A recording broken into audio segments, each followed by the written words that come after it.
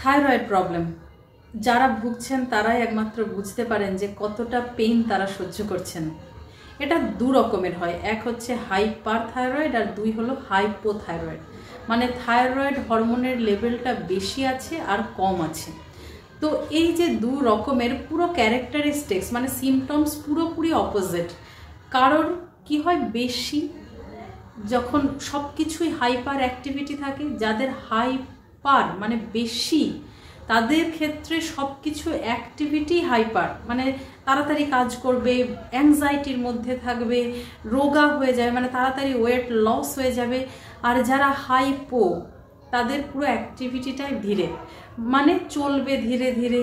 আর ধীরে ধীরে চললে কি হয়, এনার্জি কম খরচ হয়, তাহলে কি হবে, মোটা হয়ে যাবে, ব্রেন ফ্যাগ হয়ে যায়। মানে ধরুন কোনো একটা খুব বুদ্ধিমত্তার সাথে কোনো কিছু দেখা, সেটা তাদের ক্ষেত্রে একটু অক্ষমতা দেখা দেবে, ঘুম বেশি পাবে, লেথার্জি বেশি আসবে, এই সব জিনিসগুলো হাইপোতে হয়। আর অন্যান্য সিমটমসগুলো ছেড়েই দিলাম, ধরুন প্যালপিটেশন হওয়া, বেশি ঘেমে যাওয়া, এই সমস্ত কিছু আছে হাইপার এবং হাইপো দু রকমের মধ্যেই। তো আজকে আমি সেই থাইরয়েড প্রবলেমকে আপনারা কি করে ওভারকাম করবেন ন্যাচারালি। দেখুন একটা কথা বলি, মেডিসিন তো আপনারা খাচ্ছেন, মেডিসিনে কন্ট্রোল আছে, তাই না? কিন্তু সেটা একেবারে রুট থেকে রিমুভ হয়ে যাচ্ছে না।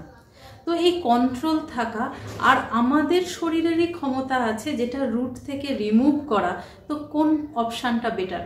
হ্যাঁ, আপনাকে একটু খাটাখাটনি করতে হবে। হাইপো যদি হন তাহলে সত্যিই আপনার খাটাখাটনি করতে ইচ্ছে করবে না, মানে এটা মন থেকে যদিও বা ইচ্ছে করে, আপনার হরমোন আপনাকে করতে দেবে না। সেই জন্য নিজের মনকেই চ্যালেঞ্জ দেবেন যে না, আমাকে অ্যাটলিস্ট নিজের জন্য এই ওষুধগুলোকে ছাড়ার জন্য এই সমস্ত কিছু করাটা ভীষণ দরকার এবং করতেই হবে। কেমন? তাহলে আসুন আমরা দেখে নিই যে কি কি জিনিস আমরা করব, মানে কি কি প্রাণায়াম করব বা কি কি ধরনের এক্সারসাইজ করব, এটা আমরা একটু দেখে নিই। প্রথম আমি যে প্রাণায়ামটার কথা বলবো সেটা হলো উজ্জয়িনী প্রাণায়াম। উজ্জয়িনী প্রাণায়াম ভীষণ ইম্পর্টেন্ট থাইরয়েডে, মানে এখানে আমাদের থাইরয়েড গ্ল্যান্ডটা থাকছে। তো অনেকেরই দেখবেন এই জায়গাটাতে ফুলে যায়, মানে একটু উঁচু হয়ে যায় থাইরয়েড গ্ল্যান্ডের ইনফ্লামেশনের জন্য। তো সেই গ্ল্যান্ডটার উপরে যদি প্রেশার পড়ে তাহলে ধীরে ধীরে ধীরে ধীরে ও আবার তার নর্মাল ক্ষমতায় ফেরত আসে। তাহলে উজ্জয়িনী প্রাণায়াম কীরকম? প্রথম আমরা নিঃশ্বাস মানে শ্বাস নিই কীভাবে, নাক দিয়ে, কিন্তু উজ্জয়িনীর ক্ষেত্রে আপনাকে গলা দিয়ে শ্বাস নিতে হবে, একটা আওয়াজ হবে, শোনা যাচ্ছে আওয়াজটা? এই ধরনের একটা আওয়াজ হবে গলায়। তারপরে আমরা মাথাটাকে নিচু করে প্রেস করব থাইরয়েড গ্ল্যান্ডটাকে, মানে যখন আমি শ্বাসটা নিয়ে নিলাম, লাংস তো ফুলে গেল, ওই ফোলা অবস্থাতেই ব্রিদিংটাকে আমাকে হোল্ড করতে হবে আর মাথাটাকে নিচু করে লক করে দিতে হবে গলাটাকে। যতক্ষণ আপনি থাকতে পারলেন, ধরুন 10 সেকেন্ড, 15 সেকেন্ড কি 20 সেকেন্ড। তারপর যখন মাথাটা তুলবেন, তোলার পরে না লেফট নস্ট্রিল মানে বাঁ দিকের যে নাকের ছিদ্র, সেই দিক দিয়ে আপনাকে শ্বাসটা ছাড়তে হবে। কীরকম একবার আমি দেখিয়ে দিই।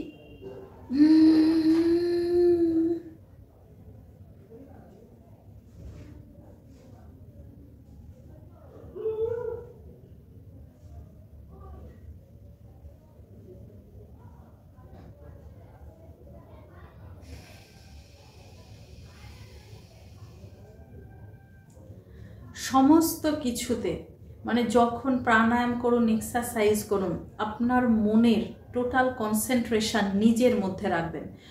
কোথাও কিছু ঘটে গেছে বা পাস্টের কোনো কথা বা কোনো একটা কাজ করে এসেছেন, তার ফলাফল কি হবে, সমস্ত চিন্তা ওই কয়েক মিনিটের জন্য একটু ত্যাগ করে দেবেন। হ্যাঁ, আর যে কোনো ধরনের পজিশনে আপনি বসতে পারেন, সেটা হতে পারে পদ্মাসন, হতে পারে সুখাসন, চেয়ারে বসেও করতে পারেন। আর যখন আপনি করবেন তখন রিল্যাক্স মোডে করবেন, মানে হাতটাকে এরকম রেখে বা এই ধরনের, বা আপনি মুদ্রাও করতে পারেন, মানে যেটা জ্ঞান মুদ্রা বা ধ্যান মুদ্রা বলে। ইন্ডেক্স ফিঙ্গার আর থাম এই দুটোকে এক জায়গায় করে এরকমভাবে হাতটাকে রাখা রিল্যাক্সে, এটাও করতে পারেন। তাহলে বোঝা গেল যে উজ্জয়িনী প্রাণায়াম কতবার করবেন, অ্যাটলিস্ট 10 বার করবেন। কেমন? প্রথম একটু অসুবিধা হলে ওটাকে হ্যাবিচুয়েটেড করে নেবেন। তারপরে আসবো কপালভাতি। কপালভাতি কেন? কারণ ওই যে বললাম যে হাইপোথাইরয়েড যাদের, তাদের ক্ষেত্রে হয় কি কনস্টিপেশনের প্রবলেম দেখা দেয়, ওদের সমস্ত কিছুই তো ঢিলে, মানে টাইম বেশি লাগে কাজে, তাহলে পায়খানাও ক্লিয়ার হওয়ার ক্ষেত্রে ওদের একটু অসুবিধা হয়। সবার ক্ষেত্রে নয়, যারা মেডিসিন খাচ্ছেন হয়তো নাও অসুবিধা হতে পারে, কিন্তু হিস্ট্রি নিলে অনেক সময় দেখা যাবে যে ওদের পায়খানাটা ক্লিয়ার হচ্ছে না। তো তাদের ক্ষেত্রে কপালভাতিটা ভীষণ ইম্পর্টেন্ট। আর হাইপোদের এমনিতেই বেলিতে, মানে পেটে প্রচুর ধরনের ফ্যাট জমা হয় আর হেলদি হয়ে যায় বডি, তো সেই জন্য কপালভাতিটা ইম্পর্টেন্ট। কপালভাতিটা কি করতে হবে? শুধু ফোর্সফুলি এক্সেল করে যেতে হবে, ফোর্সফুলি মানে, আর এরকম ভুরু কোচকানো বা চোখ কোচকানো, নাক কোচকানোর কোনো দরকার নেই। প্লেন আপনি চোখটা বন্ধ করবেন, এই যে ধ্যান মুদ্রায় বসে থাকবেন আর শুধু ফোর্সফুলি এক্সেল করবেন আর পেটটা ঢুকে যাবে।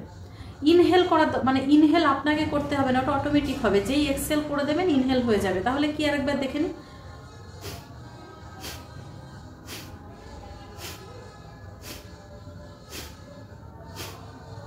ঠিক আছে, কতবার করবেন? 30 বার মিনিমাম। আর কিভাবে করবেন? যদি আপনার হাইপোথাইরয়েড এবং হাইপার থাইরয়েড দুটোর সাথেই একটা জিনিস ভীষণ রিলেটেড থাকে, সেটা হচ্ছে প্রেশার। হাইপার যাদের, তাদের হাইপার টেনশন হওয়ার চান্স বেশি থাকে, আর হাইপো যাদের, তাদের লো প্রেশার হওয়ার চান্স বেশি থাকে। তাহলে যখন আপনার প্রেশার হাই হবে তখন কপালভাতি করলে খুব ধীরে ধীরে করবেন, মানে সেকেন্ডে একবার। আর যদি আপনার প্রেশার লো থাকে তাহলে কপালভাতিকে স্পিডে করবেন, মানে সেকেন্ডে 2 বার 3 বার এরকমও করতে পারেন। আর যাদের প্রেশার হাই তারা এইরকম 1 সেকেন্ড বা 1.5 সেকেন্ড অন্তর অন্তর, কেমন? তাহলে পুরো ফলাফলটা আপনি পাবেন। এরপরে আসছি তৃতীয় প্রাণায়াম। কি হয়, অ্যাংজাইটি বেশি থাকে, মানে ধরুন আপনি হাইপার থাইরয়েড বা হাইপোথাইরয়েড যাই হোক না কেন, অ্যাংজাইটি বা টেনশন বা কোনো থটসের মধ্যে রেখে দেওয়া নিজেকে, ধরুন কিছু একটা ঘটে গেছে আপনার লাইফে, ব্যাস ওটা আপনার ভিতরে রয়ে গেল তো গেলই। আর অ্যাংজাইটি বা টেনশন এগুলো তো হাইপার থাইরয়েড পেশেন্টদের ক্ষেত্রে সঙ্গী। তার মানে কি, নেগেটিভ থটস আসছে বারবার। তো এই নেগেটিভ থটসকে রিমুভ করতে গেলে আপনাকে কি করতে হবে? ভামরি প্রাণায়াম। ভামরি প্রাণায়াম মানে কি, ভ্রমরের মতো গুনগুন আওয়াজ করবে, মানে একটা মাথার ভিতরে মনে হবে কোনো একটা শব্দ চলে যাচ্ছে, তো সেই শব্দটা আপনার যে নেগেটিভ চিন্তাগুলো বার করে দেবে। চলুন একবার, না করলে বুঝতে পারবেন না যে কি করে বার করবে। প্রথম যেটা করতে হবে, বুড়ো আঙুল দিয়ে পুরো কানের ছিদ্রটাকে বন্ধ করে নিতে হবে। বন্ধ কীরকম করবেন? যাতে কোনো রকম বাইরের আওয়াজ আপনার মাথার ভিতরে না ঢোকে, মানে কানের ভিতরে না ঢোকে। আর মুখটা বন্ধ করে শুধু মুখ বন্ধ করে মানে ভ্রমর যেরকম গুনগুন করতে করতে যায় ওই রকম আপনাকে আওয়াজ করে যেতে হবে। কতক্ষণ আওয়াজটা করতে হবে? যতক্ষণ আপনার, মানে আপনি ধরে রাখতে পারবেন শ্বাসটাকে ততক্ষণ, কেমন? আর চোখ অবশ্যই বন্ধ, যে 3টে আঙুল আছে সেই 3টে আঙুল চোখের উপরে লাগাতে হবে, আর বুড়ো আঙুলটা কানের ছিদ্র বন্ধ করতে হবে। চলুন একবার দেখে নিই।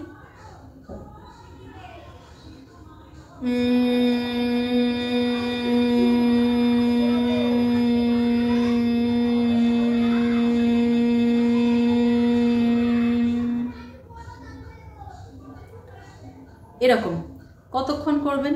10 বার। আর কতক্ষণ ধরে করবেন? শ্বাস যতক্ষণ থাকবে। আগে লাংসটাকে ফুলিয়ে নেবেন, আর আঙুল, যেটা 3টে আঙুল দিয়ে চেপে ধরতে বললাম চোখটাকে, এরকম যেন না হয় একদম চেপে ধরে আছেন, তা যেন না হয়। চোখের উপরে হালকা করে প্রেসার দেওয়া, জাস্ট এটা কি, বাইরের আলোটা যেন আপনার চোখে না আসে, আর চোখটা যেন চঞ্চলতা, মানে আমাদের মনে এত চঞ্চলতা থাকে, এত চিন্তা ভাবনা থাকে যে আমাদের কয়েক সেকেন্ড চোখটাকে বন্ধ করতে অসুবিধা হয়। তো আঙুল সেই সাপোর্টটা দেয়, যেটা আপনার চোখ হঠাৎ করে না খুলে যায়। তো এইটা করবেন। আর করার পরে হঠাৎ করে, মানে ধরুন এরকম ভামরি প্রাণায়াম করলেন, মানে এরকম করলেন, করার পর হাতটাকে রেখে হঠাৎ করে চোখটা খুলে ফেললেন, এরকম করবেন না, এটা কিন্তু রুলস নয়।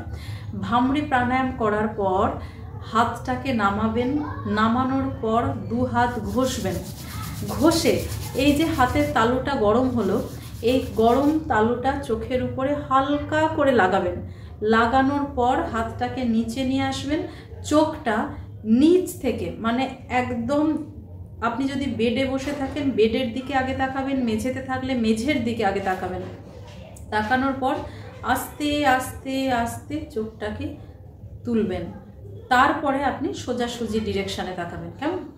এটা না হলে যদি আপনি হঠাৎ করে তাকান এরকম, তাহলে কি হবে, আপনার এতক্ষণের যে কনসেন্ট্রেশন মানে যে চিন্তা ভাবনা কিছুই দেখবেন ছিল না, মানে গুনগুন আওয়াজটাই আপনি শুধু শুনতে পাচ্ছিলেন, তার মানে কি, মানে সমস্ত চিন্তা ভাবনাগুলো চলে যাচ্ছিল, কিছুটা টাইম হলেও আপনি পুরোপুরি চিন্তা মুক্ত ছিলেন। আর এটা ভীষণ ইম্পর্ট্যান্ট আমাদের ভালো থাকার জন্য। তো সেইটার পর হঠাৎ করে তাকালে আবার মনে হবে আচ্ছা আমি এই জায়গাতেই ছিলাম, কিন্তু যদি আপনি নিচ থেকে উপরের দিকে তাকান তাহলে পুরোপুরি ব্যাপারটা লক্ষ্য করবেন যে হ্যাঁ আমার বডিটা রিল্যাক্স হয়ে গেছে। কেমন? এরপর যেটা করবেন সেটা হলো থাইরয়েডের উপরে একটুখানি প্রেশার দেওয়ার জন্য যাতে থাইরয়েড গ্ল্যান্ডের অ্যাক্টিভিটিটা বাড়ে। কি করবেন?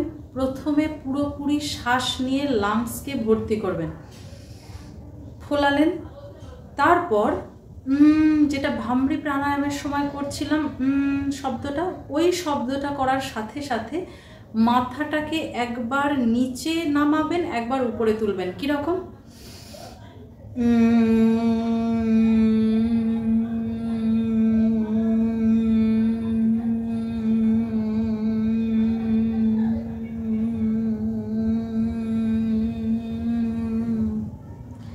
কেন এরকম করবেন? কারণ যখন আপনি নামাচ্ছেন তখনও প্রেশার করছে, যখন ওঠাচ্ছেন তখনও প্রেশার করছে। আর দুটো হাতকে কি করবেন? ওই যে একই মুদ্রা, জ্ঞান মুদ্রা বা ধ্যান মুদ্রায় রাখবেন। এবার আসছি মেডিটেশন ঠিক না কি, তার আগে একটা মুদ্রা আপনাকে দেখায়, সেটাকে বলা হয় শঙ্খ মুদ্রা। মানে হাতটার পজিশনটা এমন হবে দেখতে শঙ্খের মতো হবে। প্রথম ডান হাতটাকে যদি আপনি এই দিকে মানে পামটাকে এই দিকে ফেস করেন তাহলে বাম হাতের পামটা থাকবে মানে তালুটা থাকবে আপনার দিকে। এই যে বুড়ো আঙুলটা আছে এই বুড়ো আঙুলটাকে বাঁ হাত দিয়ে ধরবেন, ধরার পর এই হাতটা মানে ডান হাতটা পুরোপুরি বাঁ হাতের আঙুলের উপরে শুইয়ে দেবেন। আর বাঁ হাতের যে বুড়ো আঙুলটা আছে এই বুড়ো আঙুলটা আর ডান হাতের সব থেকে বড় যে আঙুল মানে মধ্যমা, এই দুটো এক জায়গায় রাখবেন। তাহলে দেখুন দেখতে অনেকটা শঙ্খের মতো হলো। এই রকম পজিশন করে আপনার কোলের উপরে হাতটাকে রাখতে হবে, কোলের উপরে রেখে চোখটা বন্ধ করে মেডিটেট করতে হবে। কীরকম? যেটার ইনার ত্রাতক বলে। কি করতে হবে? শুধু কনসেন্ট্রেশনটা যেখানটায় টিপ পড়ে মেয়েরা এই মানে এই পজিশনে আপনাকে কনসেন্ট্রেশনটা নিয়ে যেতে হবে। কীরকম? এরকম শঙ্খ মুদ্রা করলেন, রাখলেন, চোখটা বন্ধ করলেন, ধীরে ধীরে আপনার চিন্তাটা যাবে 2 আইব্রোর মাঝখানে কিছুক্ষণ, সেটা হতে পারে 5 মিনিট 10 মিনিট, আপনার যতক্ষণ ভালো লাগে বা যতক্ষণ আপনি করতে পারেন ততক্ষণই কনসেন্ট্রেশন ওই রকমভাবেই রেখে দেবেন চোখ বন্ধ করে।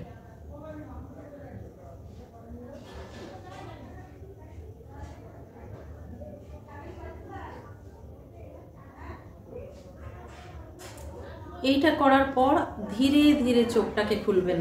যেরকম ভ্রামরী প্রাণায়াম করার পরে নিচ থেকে উপরের দিকে তাকিয়েছিলেন ঠিক সেই রকমভাবেই আগে চোখটাকে খুলবেন, তারপর হাতটাকে শঙ্খ মুদ্রা থেকে আস্তে আস্তে রিলিজ করবেন। কেমন?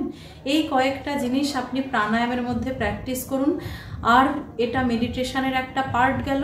আর কয়েকটা আসনের কথা বলবো, যারা করতে পারবেন, ইয়ং যারা আছেন তারা অবশ্যই রেগুলার প্র্যাকটিস করবেন। সর্বাঙ্গাসন, যেটা থাইরয়েডের ক্ষেত্রে ভীষণ উপকারী। ক্যাটস অ্যান্ড কাউ আসন, আমার 25 মিনিট মর্নিং ওয়ার্ক রুটিন বা IBS এর দেখবেন একটা ভিডিও আছে, সেখানে ক্যাটস অ্যান্ড কাউকে দেখানো আছে, ওইটা প্র্যাকটিস করবেন। ভালো থাকুন, সুস্থ থাকুন আর শেয়ার করুন এই ভিডিওটা, কারণ এখনকার দিনে হতে পারে খাদ্যাভ্যাসের জন্য, বা বলতে পারেন এক কথায় লাইফস্টাইল ডিসঅর্ডারের জন্য। কি হচ্ছে, থাইরয়েডের প্রবলেম দিনকে দিন প্রচুর বেড়ে চলছে। এবং শুধু তাই নয়, আগেকার দিনে শোনা যেত যে প্রেগনেন্সির পরে থাইরয়েড বা বয়স হলে থাইরয়েড, এখন তো অ্যাডোলেসেন্ট পিরিয়ড থেকে থাইরয়েড প্রবলেম শুরু হয়েছে। তাই এগুলোকে রেগুলার প্র্যাকটিস করুন। কত সময় লাগবে? হার্ডলি 15 থেকে 20 মিনিট, আর দেখবেন যে খুব ইজিলি রুট থেকে থাইরয়েডকে রিমুভ করতে পারবেন। Thank you.